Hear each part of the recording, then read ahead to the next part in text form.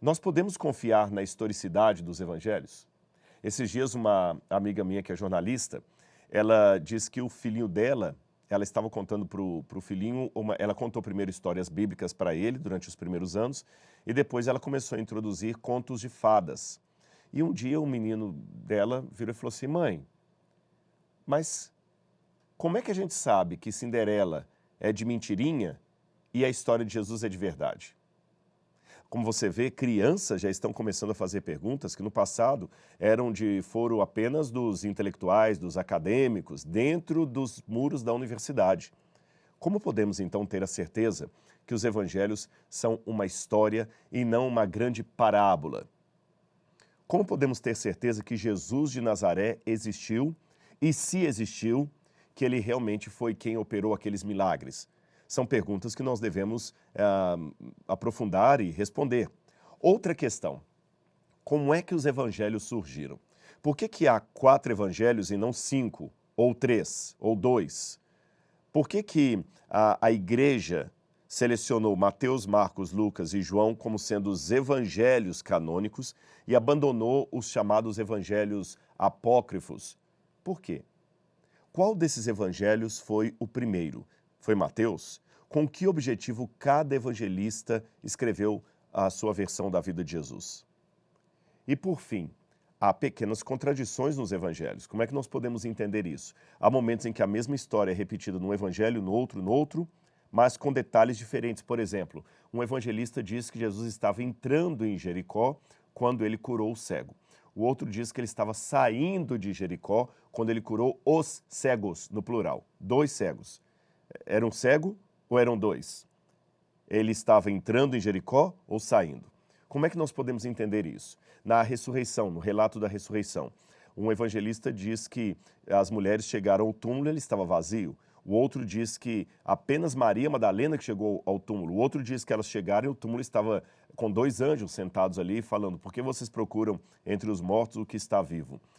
Qual dessas narrativas é a verdadeira? Há como conciliar essas aparentes incongruências entre o relato de um evangelho e outro? Como você vê, há muitas perguntas a serem respondidas, e não somente isso, há muitas teorias que são levantadas aí por diferentes acadêmicos, diferentes teólogos, e você gostaria de saber como é que você responde a isso. Principalmente porque hoje o conhecimento técnico, ele não está mais preso em sala de aula. Existe uma coisa, um movimento relativamente novo chamado divulgação científica. Eu não sou contra esse movimento, pelo contrário, eu faço parte dele, tanto é que eu estou divulgando o conhecimento acadêmico de teologia. A divulgação científica leva para fora da sala de aula, para fora dos muros da universidade, aquelas discussões, aqueles temas que antes eram apenas tratados por um professor e seus alunos. E nisso, algumas teorias começam a ganhar popularidade. E em se tratando de Bíblia Sagrada, que é um livro que todo mundo que se diz cristão tem em sua casa, leva para a igreja ou ouve o padre falando na missa, quando você ouve uma teoria de um grande teólogo, doutor em teologia, dizendo, por exemplo, os evangelhos eram apenas uma colcha de retalhos, de lendas sobre Jesus, que alguém posteriormente compilou e atribuiu, por exemplo, ao evangelho de Mateus. Então, de acordo com essa teoria, Mateus, o apóstolo de Jesus, não escreveu evangelho nenhum. Foram várias narrativas sobre Jesus, lendárias, simbólicas, não históricas, que um editor de uma comunidade lá na frente juntou e colocou o nome de Mateus. E vai mais além. Essa teoria diz que esse editor juntou isso aí para responder a alguns críticos da igreja. Em outras palavras, a forma como os evangelhos estariam organizados para chegar até aqui nem foi a forma histórica como tudo aconteceu, mas apenas a forma ideológica como coisas que eles queriam responder aos dissidentes, eles colocaram nos lábios de Jesus. Por exemplo, se o grupo era contra o divórcio, então ele escreveu um texto lá como se Jesus fosse contra o divórcio, sendo que o Jesus histórico nunca falou nada disso. Eu sei que você deve estar assustado com essas hipóteses que eu estou levantando aqui, mas pode ter certeza, elas existem na academia. Então aqui no Bíblia Comentada nós vamos apresentar essas hipóteses e qual o nosso posicionamento acerca de cada uma delas, deixando a você também a liberdade para escolher, para decidir qual delas você acredita ou se você ainda fica na dúvida, tá bem? Mas a informação, o conteúdo, você vai receber. Bem, com essa introdução, então, nós podemos começar, finalmente, a introdução aos evangelhos sinóticos. E fique tranquilo, daqui a pouquinho eu vou explicar para você o que são evangelhos sinóticos. Agora, procure sempre ter um caderno com você, uma Bíblia, tome nota dos termos técnicos para você não esquecer. Eu quero começar a nossa aula de hoje apresentando uma frase de um teólogo católico chamado René Latourelle. René Latourelle escreveu o seguinte: o problema da credibilidade cristã decorre da grandeza do cristianismo, principalmente por causa da radicalidade de suas exigências. Ele escreveu isso no livro Jesus Existiu. Essa afirmação de Latourelle, ela é contundente porque há muitas pessoas hoje que eles querem agir com a Bíblia, vou até pegar a Bíblia aqui na mão para você entender, como se fossem clientes num supermercado, consumidores no supermercado. Sabe quando você vai com um carrinho ali, passando pelas gôndolas, e você tem uma lista do que você quer. Então, a minha esposa me pede às vezes para ir ao supermercado e ela coloca na lista lá, olha, eu quero fermento, traga pão, traga fruta, traga açúcar, traga manteiga. Aí eu pego a lista da minha esposa e vou passando nas gôndolas e tirando apenas os produtos que correspondem àquela lista. Aí eu vou ao caixa, pago e vou embora. Este meu comportamento funciona para ir ao supermercado com uma lista de compras dada pela minha esposa, mas não funciona para crer na Bíblia. O problema é que há muitas pessoas que estão crendo na Bíblia como fazem compras no supermercado. Você não entendeu? Eu vou explicar para você.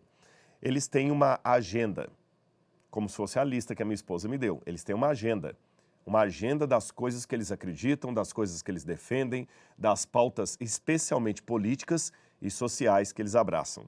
Aí, com base nessa agenda, ele vai à Bíblia e fica pensando apenas os pontos que lhe interessam.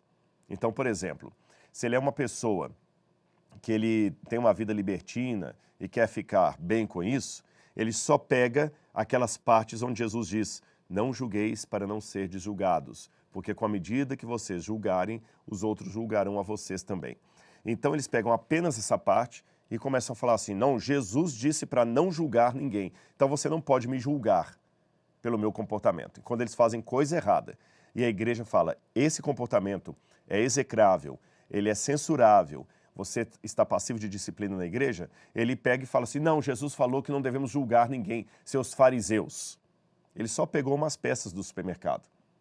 Ele não viu outras peças, por exemplo, do Gênesis, quando os moradores de Sodoma, que eram pervertidos, falaram a mesma coisa para Ló. Ora, Ló, você está querendo ser juiz sobre nós? E eles estavam errados.